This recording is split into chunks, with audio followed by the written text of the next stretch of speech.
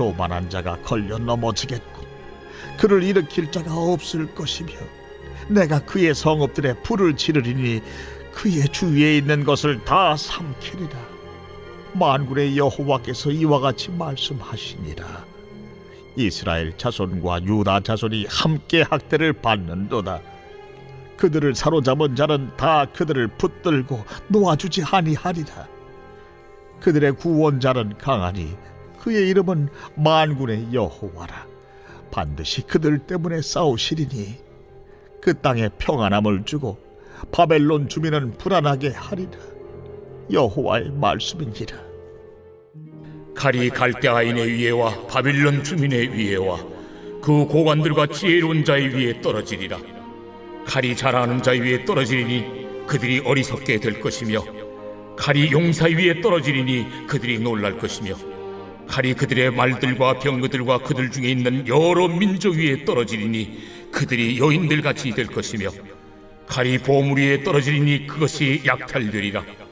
가뭄이 물 위에 내려 그것을 말리리니 이는 그 땅이 조각한 신상의 땅이요 그들은 무서운 것을 보고 실성하였음이니라. 그러므로 사막의 들짐승이 승냥이와 함께 거기에 살겠고 타주도 그 가운데에 살 것이요 영원히 주민이 없으며 대대에 살 자가 없으리라. 여호와의 말씀이니라. 하나님께서 소돔과 고모라와 그 이웃 성읍들을 뒤엎었듯이 거기에 사는 사람이 없게 하며 그 가운데 머물러 사는 사람이 아무도 없게 하시리라.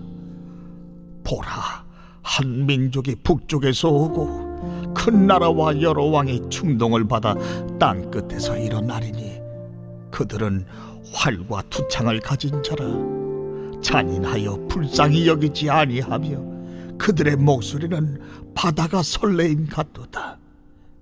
딸 바벨로나, 그들이 말을 타고 무사같이 각기 내 앞에서 대열을 갖추었도다. 바벨론의 왕이 그 소문을 듣고 손이 약하여지며 고통에 사로잡혀 해산하는 여인처럼 진통하는도다. 보라, 사자가 요단의 깊은 숲에서 나타나듯이 그가 와서 견고한 조소를 칠 것이라. 내가 즉시 그들을 거기서 쫓아내고 택한 자를 내가 그 자리에 세우리니 나와 같은 자 누구며 출두하라고 나에게 명령할 자 누구며 내 앞에 설 목자가 누구냐. 그런즉 바벨론에 대한 여호와의 계획과 갈대아 사람의 땅에 대하여 품은 여호와의 생각을 들으라. 양떼의 어린 것들을 그들이 반드시 끌어가고 그들의 초장을 황폐하게 하리니 바벨론이 약탈당하는 소리에 땅이 진동하며 그 부르짖음이 나라들 가운데 들리리라 하시도다. 오늘 말씀은 우상에 찌들어가는 사회 속에서 라는 제목으로 함께 말씀을 나누겠습니다. 오늘 하나님께서는 이제 바벨론이 멸망하게 될 것에 대한 이야기를 하시면서 이 바벨론의 멸망의 이유가 무엇인지에 대한 내용과 또 어떻게 멸망할 것인가 구체적으로 이야기를 합니다. 멸망의 이유는 두 가지입니다. 하나는 하나님께서 그들을 이 땅에서 유다 백성과 또 그 주변 국가들에 대한 하나님의 칼로서, 그들을 징계하는 칼로서의 역할이 있었는데 그 역할을 감당하지 아니하고 자기의 교만함으로 우리 힘이 센 것이다, 이렇게 된 것에 대해서 하나님의 심판으로 이야기를 하고 있고요. 또 하나는 어제도 말씀드렸던 것처럼 바벨론의 주신이 마르둑이라고 하는 신입니다. 그래서 그 신 때문에 우리가 승리하게 되었고 그 마르둑 신 때문에 우리가 세상에서 이렇게 가장 높은 어떤 제국의 왕자를 차지했다, 이런 교만으로 나가게 되었습니다. 바로 그에 대한 하나님의 심판으로 이야기를 하고 있는 내용입니다. 성경에서 이스라엘이나 또 남유다나 공의에 다할 것 없이 하나님을 심판하는 기준이 몇 가지가 있습니다. 그 기준에 여러 가지가 있겠지만 그 중에 가장 문제가 되는 것은 우상 숭배입니다. 하나님께서 북이스라엘이나 또는 남유다가 이제 이들이 처음에 출애굽에서 가나안에 들어갈 때도 하나님 경고하셨던 것이 7 족속을 멸하라고 하셨던 것이거든요. 그 이유가 다른 것에 있었던 것이 아니라 그 사람들의 문화에 영향을 받는데 종교적인 문화에 영향을 받는 것에 대한 이야기를 하고 있는 겁니다. 그러면 이 종교적 문화에 대한 이해를 좀 잘 하실 필요가 있겠는데요. 사실 종교적인 문화라는 것은 다른 것과 관련되는 것이 아니라 우리 먹고 사는 일과 관련되어져 있습니다. 생존과 관련되어 있습니다. 예를 들면 우리나라에 세시풍속이라고 있죠. 세시풍속도 먹고 사는 일과 관련되어져 있고 이것을 단순하게 치부해서는 아니 됩니다. 좀 면밀히 살펴보면 그 안에 전부 다 종교적인 요소가 포함되어져 있습니다.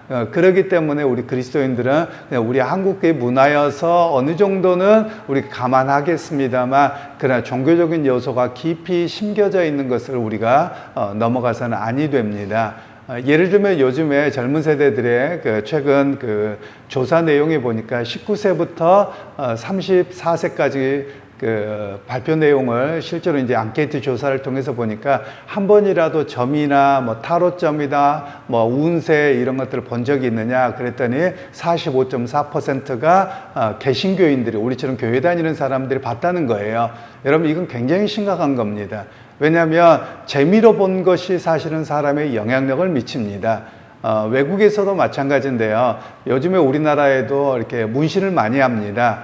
사실 문신을 하는 것이 옳으냐 그르냐 뭐 이렇게 이야기를 할 수 있겠습니다만 성경에서 1차적으로 구약 성경에서는 금합니다. 그 이유가 무엇이냐면 이 문신을 하는 원래 행위가 이방신에게 자기를 바치는 행위에서 시작이 되어집니다. 그랬기 때문에 문신을 금했던 것이고요. 그런 것들의 영향이 어떻게 되냐면 제가 외국에서 생활을 할 때 보니까 외국에서는 대체적으로 현지인 원주민들이 무당들이 합니다. 그래서 아무나 문신을 했던 건 아니고 종교적 행위를 위해서 무당들이 문신을 합니다. 그리고 거기에 이렇게 얼굴이나 이런 데 그림을 그리죠. 여러분 제가 있었던 나라가 브라질인데요. 이 브라질이라고 하는 나라의 원래 뜻은 염료라는 뜻입니다. 파우 브라지우라 그래가지고 이렇게 붉은색 염료가 납니다. 그래서 많이 났었는데 이 염료를 가지고 옷감을 물들이기 위해서 이 포르투갈 사람들이 이렇게 착취를 했었죠. 그런데 이것을 어떻게 알게 됐느냐면 그 지역에 살던 원주민들이 종교적 행사를 할 때 얼굴이나 몸에 온몸에 문신하는 문화가 있었습니다. 그런데 이것이 어떤 문제로 발생하냐면 아프리카에서 잡아온 사람들도 마찬가지였고요. 그래서 이 사람들을 잡아서 자기 아이들을 키우게 돌보게 합니다. 그럼 이 아이들이 어떻게 해요? 아이들을 키울 때 유모들이 아이가 열이 나거나 뭐 하거나 그러면 주문을 외우는 겁니다. 주술적인 걸 외우는 거예요. 그러니까 이 브라질의 사람들을 보면 정말 온몸에 문신을 안 한 사람이 없을 정도로 많이 합니다. 그 이유는 자기들이 어려서부터 유모가 주문을 외웠던 것이 익숙한 겁니다. 그러니까 실제로 이렇게 브라질에 있는 가톨릭 교회 같은 경우는 어떤 상황이냐면 일반적인 가톨릭이 아니라 원주민들이 갖고 있는 그런 우상적인 종교와 완전히 짬뽕된 종교가 되어져 있습니다. 그래서 그곳을 갈수 음반다라고 하기도 하는데요. 그런 굉장히 많은 요소들이 있습니다. 사실 우리 한국 교회도 상당히 그렇습니다. 한국 교회도 우리 한국 고대부터 가지고 있었던 가장 큰 종교는 샤머니즘, 즉 무당 종교입니다. 그래서 무당적인 요소가 얼마나 많은지 모릅니다. 그래서 그것에서 벗어나지 아니하면 사실 우리가 신앙에 왜곡되어지는 현상이 너무 많이 나타난다라는 겁니다. 제가 한국에 부임에서도 계속 강조했던 이야기가 무당적인 종교 요소를 벗어나야 됩니다 라는 이야기를 계속 하고 있는 것이지요. 그래서 왜 그러냐, 하나님을 우리가 사실은 목회자들이 종종 그런 이야기를 합니다. 성도들과 대화를 하다 보면 성경에서 말씀하시는 여호와 하나님에 대한 믿음의 고백이 있기보다도 자기가 생각하는 하나님이 있는 것 같다는 거예요. 그래서 각자 하나님이 다 다르고 각자가 믿는 하나님이 다 다른 것 같다는 거예요. 그것이 여러분 뭐냐, 사실은 우리의 문제라는 겁니다. 우리가 좀 여러분 변화되어야 될 게 뭐냐면 신앙의 기본과 그 다음에 문화를 구분할 필요가 있습니다. 교회 안에서의 문화이기도 합니다. 예를 들면 예배 시간이 11시다 또는 몇 시다 이런 건 다 문화지 신앙의 기본은 아닙니다. 그런데 우리는 많은 것들을 이게 신앙입니다라고 너무 우기는 거예요. 이런 모습들이 그렇고요. 또 예를 들면 집안에 이렇게 아픔이 생기거나 문제가 있거나 또는 이렇게 병에 걸릴 수도 있죠. 사고 날 수도 있죠. 여러분 그것은 그냥 살다 보면 생겨나는 것인데 우리는 자꾸만 그것들을 너가 뭔가 죄 지어서 하나님 벌 주신 거야. 이런 식으로 해석하고 이야기하는 것들도 사실은 무당 종교적인 요소인 겁니다. 물론 성경에서는 그런 부분도 있지만 여러분 이렇게 생각하시면 됩니다. 하나님께서 독생자이신 당신의 아들 예수 그리스도를 이 땅에 보내서 우리를 죽이기까지 우리를 살리셨습니다. 그런데 여러분 우리가 뭐 하나 잘못했다고 하나님 째째하게 그거 가지고 때리고 벌 주고 이렇게 하시겠습니까? 그렇게 하지 않으십니다. 그럼에도 불구하고 우리는 남을 어떤 그 비난하는 용도로 또는 여러 가지 용도로 그렇게 사용하고 있더라라는 겁니다. 사실 저는 우리 한국 사회를 보면서 최근 들어서 한 20, 30년간에 굉장히 한국 사회가 바뀌어가고 있습니다. 그게 뭐냐면 요즘에 그 축제를 벌리는 데다 이런 데를 가다 보면 어디든지 보면 타로점이다, 별점이다 이런 게 익숙해져 있습니다. 그러면 연인들이 재미로 본다고 해서 그렇게 보게 되거든요. 그러면 그들은 그 영향에 그대로 노출되어지고 사실은 어떤 모습으로 바뀌어버리냐면 처음에는 뭐 하면 좋다더라 그러면 처음에 기분 좋은 거지 이렇게 끝났다가 그게 작용을 합니다. 종교적인 요소로 작용을 합니다. 그토록 종교적인 요소가 무서운 것입니다.